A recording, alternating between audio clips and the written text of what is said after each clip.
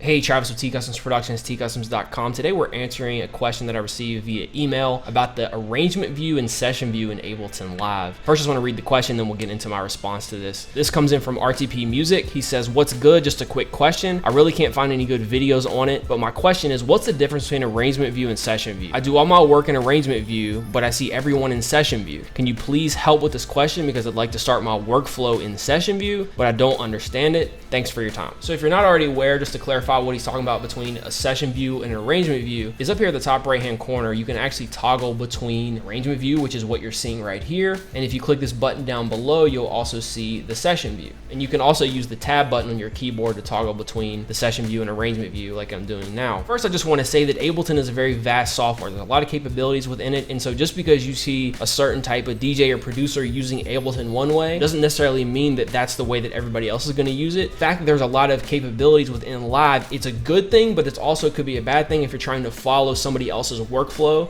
that doesn't match exactly with what you're trying to do. If you've watched any of my past tutorials, you'll notice that I primarily stay in arrangement view. This is where I do most of my work. This is where I record my MIDI clips. This is where I'm time stretching audio. This is where I'm basically working on the majority of my track. Now, times when you might see me in session view is basically when I'm finalizing my track, when I'm working on the mix, I'm getting all the levels right. As you see here, I've got access to all the track volume meters. Very easy to access them and adjust the volumes. I can easily map those to my MIDI controller if I want to adjust the levels, say from my MPD or my MPK controller. I also do some minor routing here if I want to route to a processing bus. You can see right now I'm taking advantage of the send tracks. I'm just using these as parallel compression tracks. But for the most part, I do my work, again, in the arrangement view. Now, what you'll see is if you go online, you look a lot of Ableton Live tutorials, beginner tutorials, what you'll find is there's a lot of DJs, electronic music producers that use Live. A lot of them work in, like you're saying, they work in the session view, because what you can actually do with each of these, say, MIDI track, let's say you got a snare here, let's say you want to record in a 4-bar snare track. One option is you can actually activate one of these clips. Just record your MIDI sequence to this single clip. So if I double click this, you'll see that it prompts me down here.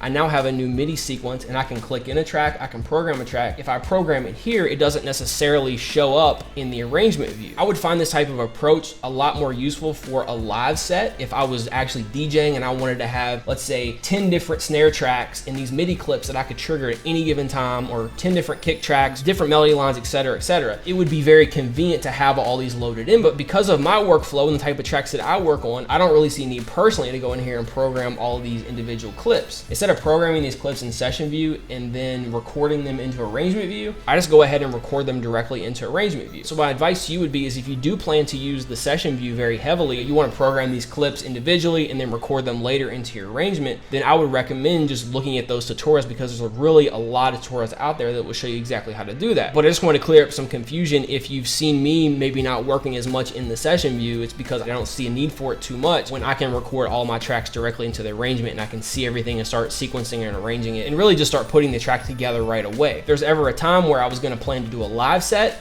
I would have to go through again like a lot of tutorials and figure out, because I would not consider myself an expert on using session view. Over the years, I've just developed the workflow that works best for me. If the session view is something that you really want to grasp and really want to get a handle on, record your clips in and understand all that, there's some really great channels out there and videos, blog articles, forums that are really going to help you better understand and explain that a lot better. I hope at least that does answer the question from the perspective of how I use the session and arrangement view. I hope this was helpful. If it was, take a second to click the like button, drop your comment below. Subscribe to the channel if you haven't done so already for more Ableton Live tutorials like this one, music producer tips, music marketing tips, the list goes on. Hope you have a great weekend. I'll talk to you next video. Peace.